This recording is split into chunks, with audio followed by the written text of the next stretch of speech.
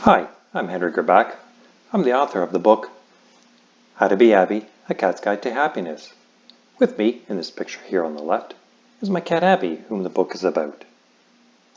Today's topic is how to be happy. Step 1. Learn mindfulness. Mindfulness helps us to become aware of our thoughts, feelings, and actions in the present moment. With the practice of mindfulness, we can learn how to see our thoughts and become more aware of them. We can learn to choose which thoughts to ignore and which to act upon. When we are able to see our thoughts, we can learn to become more aware of living our lives to the fullest possibilities by being and living in the present moment. Step 2. Learn meditation. One of the hardest concepts in understanding meditation is that it's not a solution to your problems. It's an opening to understanding them with sincerity. Meditation allows us to go deep into the mind to train the brain to rewire its synaptic hardware to allow us to focus and concentrate better. With meditation, you can change your brain, change your thoughts to a calmer and more peaceful mind. Meditation allows you to learn more of what is already present in you, of which you are not aware. By spending time in yourself, you invest time in becoming a better you. If you're skeptical about meditation, fear not, because meditation is scientifically proven to help with overall well-being. I've read scientific studies that say if you meditate, you'll live longer, healthier, and even happier. That is amazing. Step 3 on how to be happy is be compassionate and kind to yourself. The road to peace is through compassion and kindness. This means being friendly, gentle, and tender toward yourself with the desire to be free from suffering and the causes of suffering.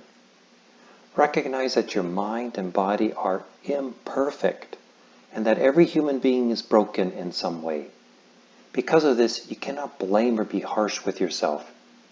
You are not equipped to handle every obstacle, problem, or situation with a perfect outcome or result. The road to happiness is in showing compassion and kindness towards yourself. Step 4. Learn to accept.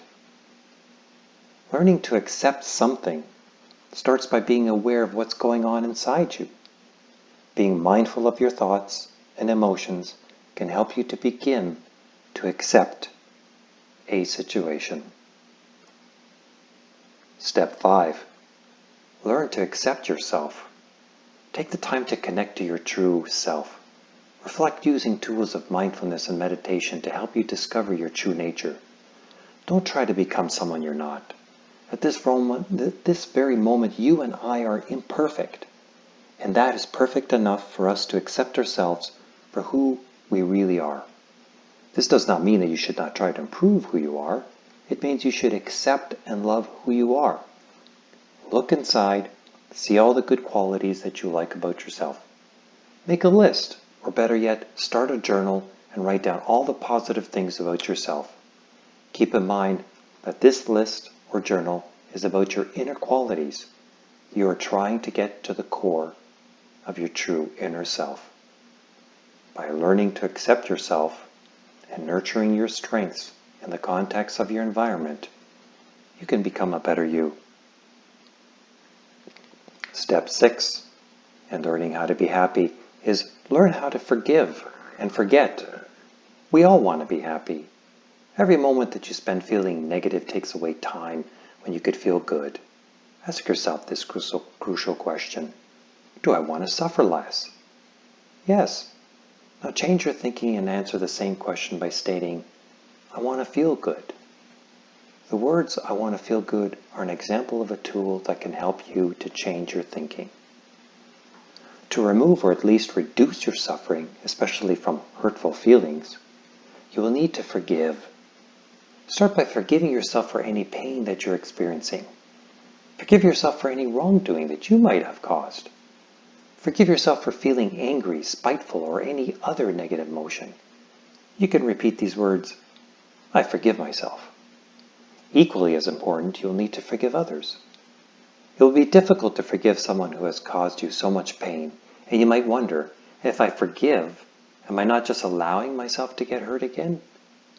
You might not trust this person again, because trust requires repeated, proven behavior and action. But you can still love this person. Repeat these words. I forgive you. Visualize in your mind that you're sending the person positive energy in the form of forgiveness. Each time you say, I forgive you, visualize this in your mind. It could be in the form of a white light, a cool breeze, or any other comforting visualization that you can imagine. Remember, each time the hurtful feelings return, keep repeating, I forgive you, and keep reminding yourself that you want to be at peace and ultimately happy.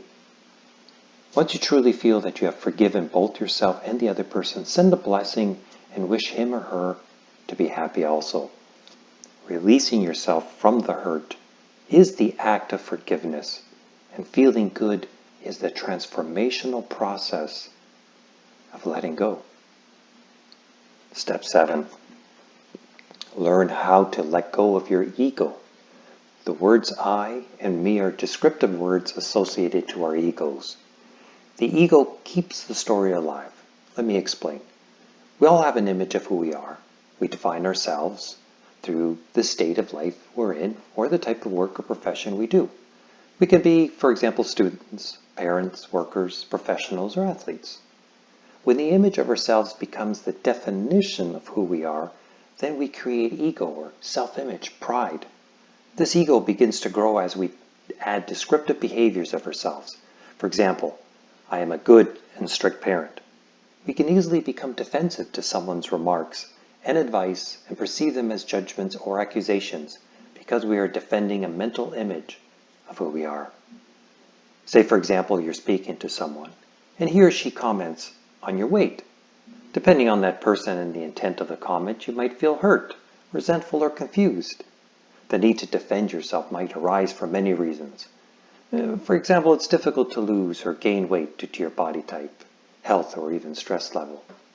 In this example, as the comment is made, our egos will be engaged. The comment will produce a thought that will lead to an emotion which will feed into the ego. As the ego is engaged, more thoughts and more hurtful feelings will arise, and so the story begins. And we get a never-ending story.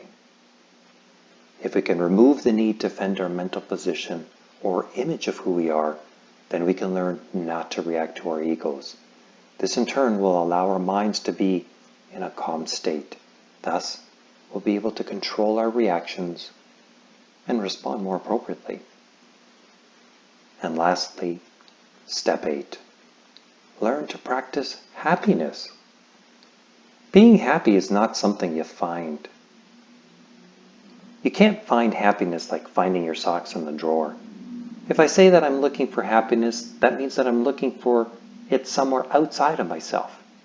Yet we all spend so much time trying to find happiness. We look for it in a new job, a new car, a house. We can say to ourselves that if we found the right person, then we would be happy. If we have children, then we'll be truly happy. It might seem strange that to be happy you need to practice it and even gain wisdom. Here's another way to look at it. Have you ever heard the cliche, stop and smell the roses? To appreciate a rose, you need knowledge and practice. You need knowledge in the form of understanding that a rose is beautiful, yet because of its thorns, it can hurt you if you don't handle it carefully.